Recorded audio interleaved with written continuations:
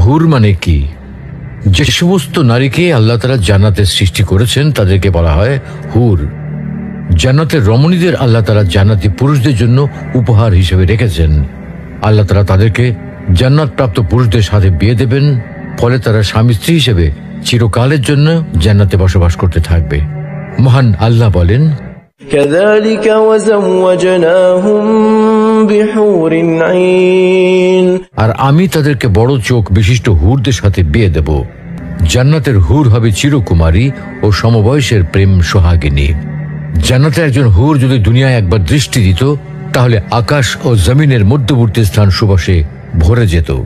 পূর্ব পশ্চিম প্রান্তকে তথা সমগ্র পৃথিবীটাকে সুসজ্জিত করে দিত।